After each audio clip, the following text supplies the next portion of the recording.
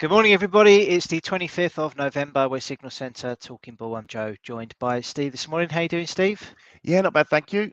All good in the hood. Excellent news. Okay, we've made it to the end of another week. Been a busy one for you, hasn't it? Celebrating Yeah, Tina's celebrating Tina's birth week. birth week. Yeah, it's been pretty full on for you. It has. We're out tonight as well. Not watching the England match, mate. We're going out on it. Turkish. Yeah, well, uh, you can't not watch the England game, surely. No, it's early days, isn't it? It's England USA. Last time I did this, went out when we were in the World Cup. I think we beat Netherlands 4 or 5-0. So Right. hoping for the same thing. Okay, let's hope so. Right, so let's get on with the latest headlines. So it's Black Friday today in the US, following obviously from Thanksgiving yesterday. So volumes were a bit lower as a result of that, and I expect we'll see the same thing today. But in terms of the news over the last 24 hours, the German IFO expectations improved. The business confidence index recovered further to 86.3 for November from a revised figure of 84.3 previously, and this was also significantly above the consensus forecast of 85. The current conditions component dipped to 93.1 from 94.2 previously, but there was significant improvement in expectations index to 80 from 75.9.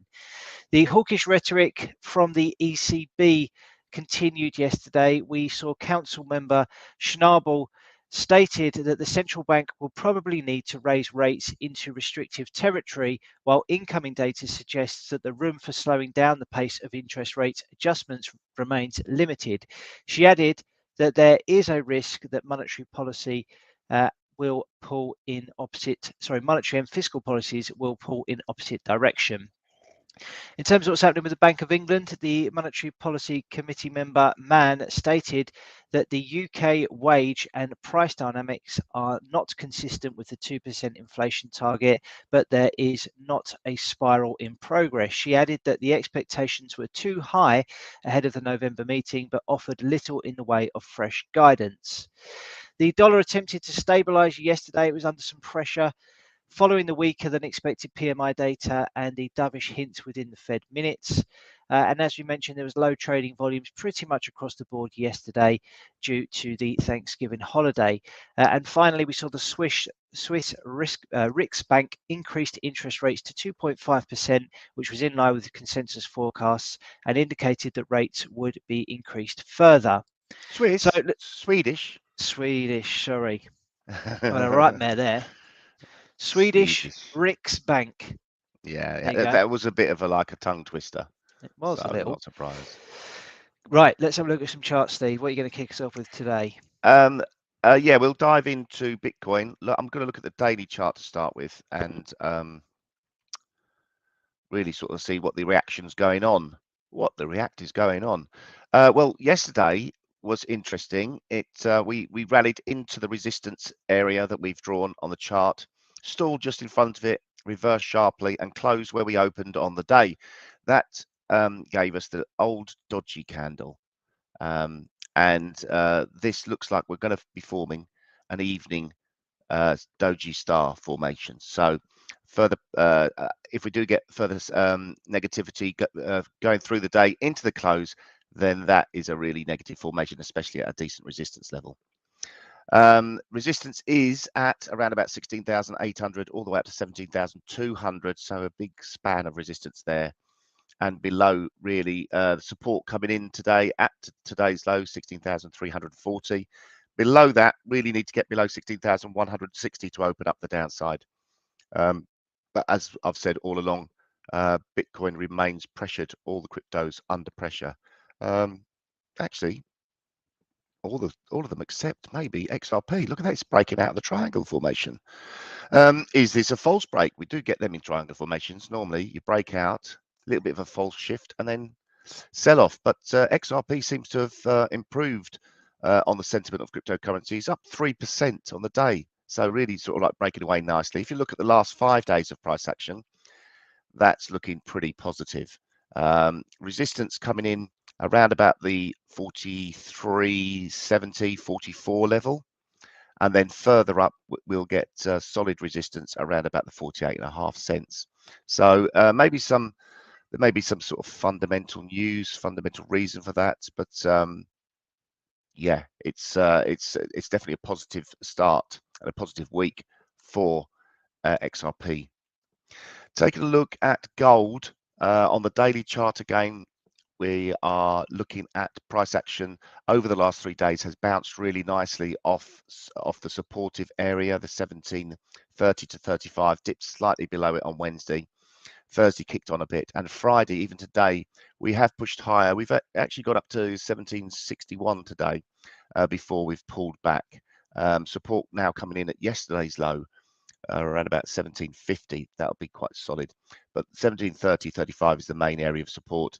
And above, we've got the 38.2% fib to I, which is 1789, and then the band of resistance between 1800 and 1808. Double bottom formation is in progress. We've retested that neckline and expecting a bit of a rally higher. The measured move target for that is 1844. Let's see how that can play out into the end of the week. Doesn't look great to start with today, so maybe just a little bit of profit taking from the last couple of days. Looking at silver, a little bit of a reversal going on in silver as well. So yesterday's price action wasn't quite as positive as gold's, and it is this band of resistance that we've got in silver is between 2150 and 2245. But yeah, we've stalled evening star formation forming and price action on the back foot as we head into the morning. Again, bit of an inverse head and shoulders formation. Feels like a bit of a retest of the neckline we're having at the moment. Feels like the momentum has died down. Ranges are slowing down, and potential for a pullback on silver as well. Maybe we're getting a little bit of dollar strength creeping into the market. Joe will share that with us in a minute. Copper, this has had a really sort of decent sell-off from Monday the 14th for a week. Really sort of like negative price action, bearish dark cloud cover, or bearish, was it a bearish outside day? Yeah, bearish outside week, yeah, on the on copper, and price action stalling. Yesterday's price action posting a bit of a shooting star type candle, and again same today. So a bit of negativity creeping into the copper market. Support should be around about 354. Resistance really need to get above 367 to stave off these negative woes. And crude oil stalled after the sell-off we saw on Wednesday. We got oil inventories out. That was negative. Price action moved lower and managed to stabilize yesterday in front of support. 76.01 is the base of this potential double bottom. We need to obviously break the neckline at 92.25 to confirm that, and then we'll stick a measured move target in. But yesterday's price action, very muted, nothing really going on, and we're off to a positive start today. Brent crude, similar types of price action, different levels. 82.35 is the base of the potential double bottom formation. And again, Wednesday's negative price action stalled yesterday, a little bit of a doji candle, and on the front foot this morning, so looking quite nice this morning. And natural gas posted that shooting star type candle on Wednesday, and we got the hanging man candle yesterday, a negative price action. We're testing support, which it comes in at 740 at the moment, and we've got that neckline all the way down to 733. Really needs to sort of get below there to open up the downside. And really the 809, 810 resistance level is Wednesday's high. That's pretty much it on there, Joe. If you want to run us through the dollar, let us know what's going on there, because it definitely feels like there's something going on. Yeah, not a huge amount. I mean, yesterday we did see further weakness in the dollar index, breaking out of this continuation pattern as far as I can see on the daily chart. So we've got these highlighted here with the dashed lines on the daily chart. So we saw a gap down on Wednesday, and we saw another gap down yesterday. There is a tiny little gap between the candles there that you'll be able to spot on the charts. If we look at price action today, we have also gapped higher. So we closed around 105.54, but we've opened all the way up here on the day at 105.99 roughly. So a gap open up by 0.22% as things stand. It is lower than the price that we gapped open at earlier today. So maybe an attempt at trying to fill that gap before we then continue to move to the downside. There are some big levels to consider. First of all, the 38.2% fib level, which we've been banging on about for a while. That's at 105.13. And then below that, we've got these levels from back in August, which are at 104.63. So still looks like it's on the back foot. It may be a case of selling into rallies today with the US dollar. Obviously, we are expecting a quieter day, so I don't think we're going to see particularly huge ranges on really any market while we are without our US counterparts, because obviously they do a pretty good job at driving the markets due to the high level of participation that they generally play in financial markets. Maybe what we are in the process of doing is forming some sort of larger top formation here. I wouldn't be surprised if that ends up being the case. Something along the lines maybe of this being a left shoulder, this whole kind of period of price action up here being a top, sort of the head, and then maybe we're in the process of forming some sort of right shoulder. Obviously, it'd be a very shallow one. If this ends up being it, maybe we could see an extension higher before we then round off again to complete that top. But that all kind of comes in around this same level or band of support between kind of 105 down to 104. So it'd be interesting to see how that shapes up in the coming weeks. Let's take a look at Euro US dollar. Really is just a flip side of the dollar chart. So highlighted again this continuation pattern, but obviously breaking higher in this instance. Prices yesterday did close higher. As things stand at the moment, we are forming a indecision candle, a doji, but a long way to go in the session. Obviously, following the breakout of this channel, prices have continued to move higher. We're through this resistance at 103.48, and the next targets on the upside are at 106.10 to 106.52. So still expecting higher prices, and the preferred strategy there is to buy into dips.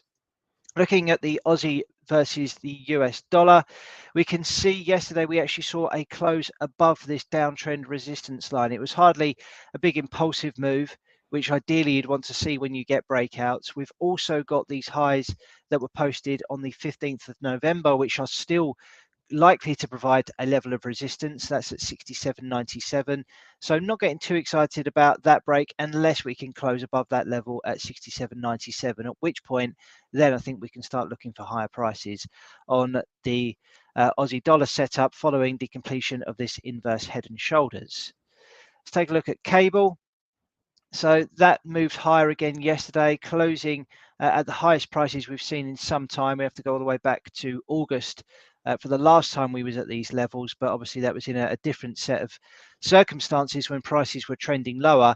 Now it looks like we are marching higher and targeting the next level of resistance on the chart, which is at 122.98. It's these previous swing highs from this region here, which was back in middle of August.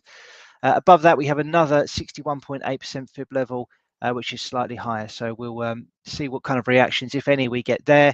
But while above 120.29, I think it's a case of buying dips, expecting to see higher prices on that. Let's take a look at US dollar versus Canadian dollar. So we still have this really nice head and shoulders top formation in place. We've seen a nice retest of the neckline, and that attracted fresh selling interest. Prices have now been lower for the last three sessions. We are slightly higher today and expecting really a move back towards this key level of support, this 38.2% fib level at 132.24.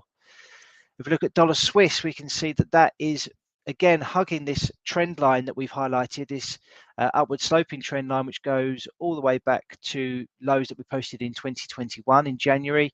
And while it continues to hold above there, there is still potential for a bit of a bounce to take place if these major levels of support give way, which I'm going to say is at 93.44, between 93.44 and 93.58. Then we can start thinking about lower prices there and the completion of a very large range top on that. Let's take a look at dollar yen.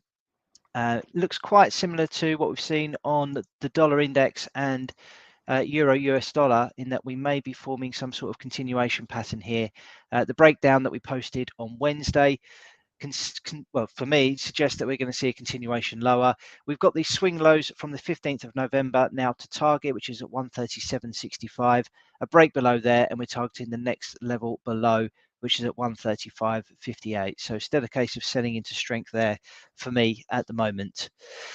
Some of the other currencies, New Zealand dollar look quite interesting on a range of pairs. It's rallied quite substantially into some resistance levels. This is New Zealand dollar, Canadian dollar. We rallied into 83.46, which, as we can see, going back to January earlier this year, has been a pretty pivotal level. We did close above it yesterday with a doji type candle. So let's see if we can hold on to those gains. New Zealand dollar versus the Swiss franc, again, a big move from the lows, but into a key level of resistance here at 59.09.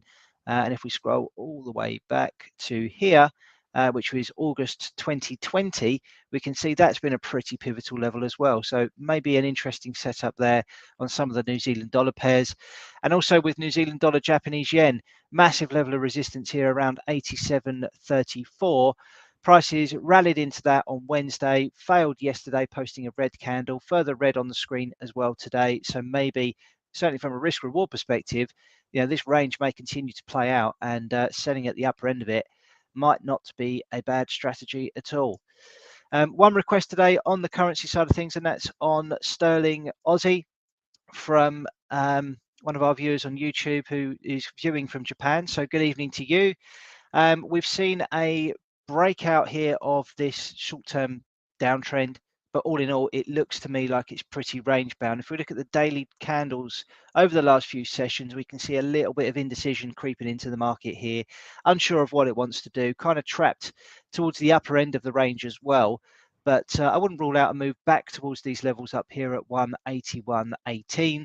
If we look at the 4-hour chart, which is where I found something a little bit more, I guess, tangible and interesting, we can see this range here on the charts. The upper end of it at 181.08 I've got here on the 4-hour, the lower end coming in at 174.79. So for me, I probably will be looking to sell towards the upper end of the range or buying at the lower end of the range, whichever comes first. And while we're in the process of trading within this range, I can't see there being too much in terms of opportunity with that at the moment. So hopefully that was useful. I don't think we've had any other requests, have we, Steve? No, I've seen no other requests. No. Okay. Right, so let's move on to the indices then. Steve, do you want to take a look at some US indices for us? I mean, they weren't even open yesterday, so we can probably ignore that, can't we? Yeah, pretty much well, I suppose the market, the actual main markets weren't open, but we what time they shut? Yeah, there's still sort of price action going on, but it's really pretty muted, pretty sideways. Nothing really to sort of like focus on. This is the daily chart, and we're toying with this resistance area in the Dow. Whether we get sort of a little bit of volatility today, maybe after yesterday's nothingness, then if anything, a little bit of hard work is needed, required to get through this resistance band that we've got up here. Don't know why that's so big. Yeah, I mean, we are right on it. So the 34,275 is the key level in the Dow. It feels like we've had a nice impulsive move, so we're really just looking for that the fifth and final wave before we get a correction. Overall, I wouldn't get too excited about this. If it does break this level higher, then go with the flow. Obviously, we've got end of year coming out. The end of year, the Santa rally is something to keep an eye on. Nasdaq has this inverse head and shoulders formation that we've been looking at. It's retested the neckline. Again, nothing yesterday, although it did close positively, but only just. And price action has been quite muted today. So resistance levels to watch are 12,075. That's a 50% fib retracement from the previous move lower and reaction higher. And support really coming in at 11,500. So a nice 500-point range to sort of like really focus on. In between shorter term levels, really, probably 11,900 to 11,935. Getting above there maybe opens up another attack on the 12,075 level. And S&P, that's close to the 4,044 level, which was the measured move target of this inverse head and shoulders that we noted weeks ago.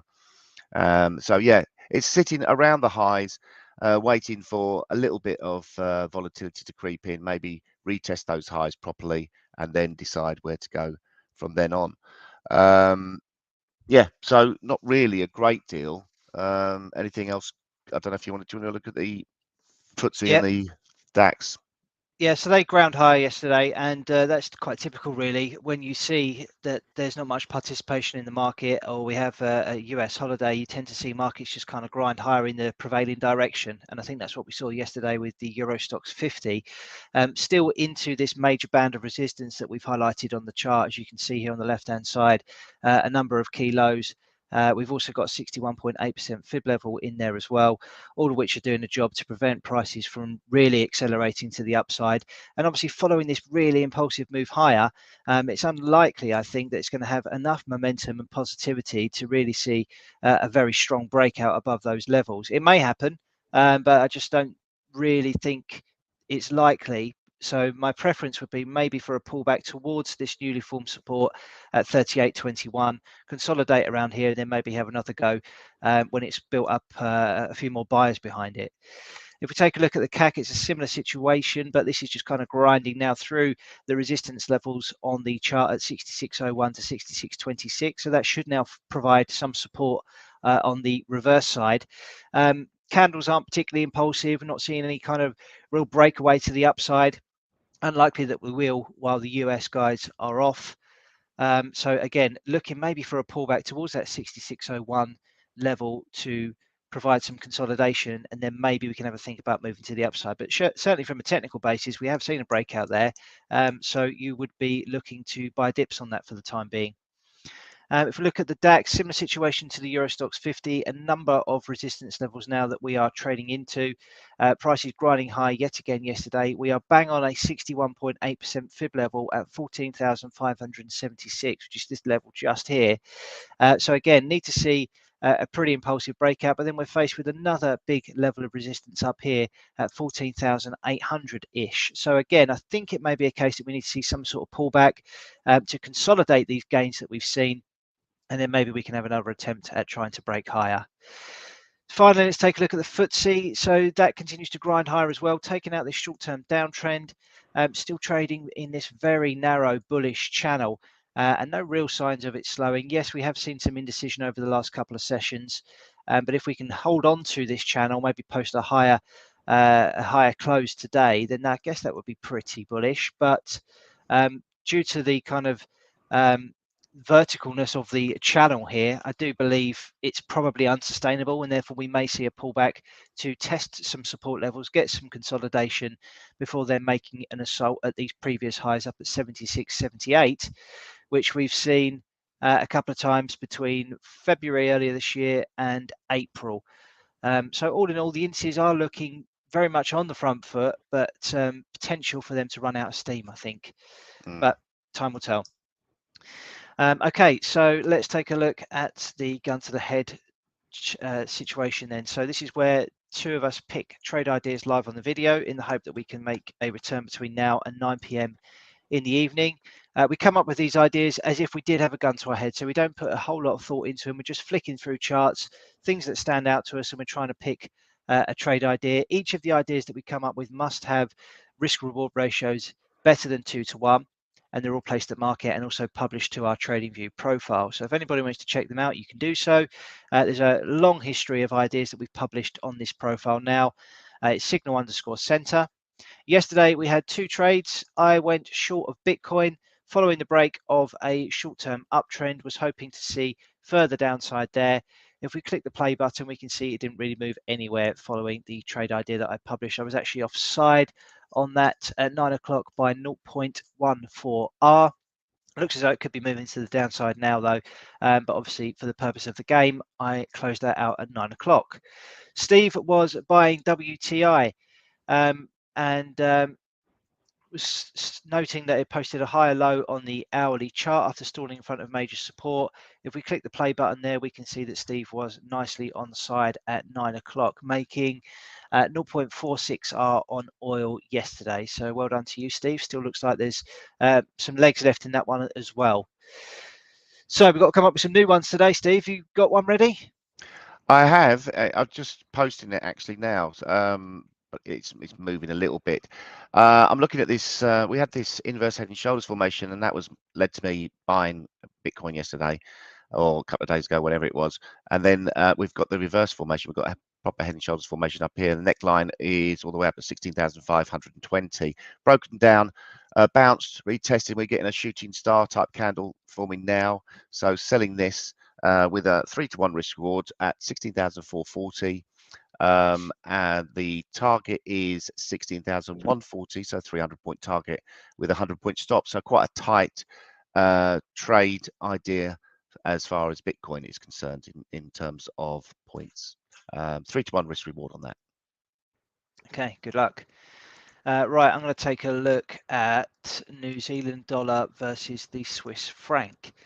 So as I highlighted on the roundup a moment ago, there's a big old level of resistance here on this chart. So this is the daily. We've got a low going back here to August 2020. We can see that then provided support again in July earlier this year, and on a couple of occasions here in August before finally breaking down with a big move to the downside, and now we are seeing this act as resistance. So quite a nice technical look there at the market. We can also probably see a downtrend here, maybe close to resistance. No, it's broken out, but that doesn't mean that this still isn't an opportunity. See if there's any fib levels here to marry up with this as well. Yeah, bang on the 38.2, which is always nice to see. So a couple of levels there really that seem to be preventing prices from moving higher. Let's take a look at this on the intraday charts. We can see that over the last couple of hours, price is starting to maybe turn a little bit lower. So I'm going to sell it at the current price of 58.95. Going with the stop loss above the highs that we posted at 2 o'clock yesterday afternoon. So that will be at 59.30 and targeting a move down to the midpoint of this candle here, which we posted on the 17th of November at 2 p.m. That's at 58.02. So looking for a 2.67R return on New Zealand dollar Swiss franc today. I'll get that posted up in a minute. Data wise today, nothing to worry us. It is the, as we know, Black Friday in the US. So it's a half day for the US market, so they will be open for a period, but not for very long, and unlikely that there'll be much participation as a result of that. So all eyes really then focused on next week's data. We've got US ISM manufacturing on Thursday, and then on Friday we've got the biggie, we've got the US employment report, the non-farm payroll number, as well as the Canadian employment report. So that's it from us, Steve, unless you've got anything further to add. Oh, I haven't, mate. All good, thanks. Okay, right. So have a great weekend, everybody. Hope you've had a good week. We'll all be watching England. Well, I'll be watching England tonight. Steve won't be. He's out for dinner. I might watch the first half. It'll all be over okay. by then. Yeah, hopefully. Right. Have a good one, everybody. Catch you next week. Goodbye. Cheers.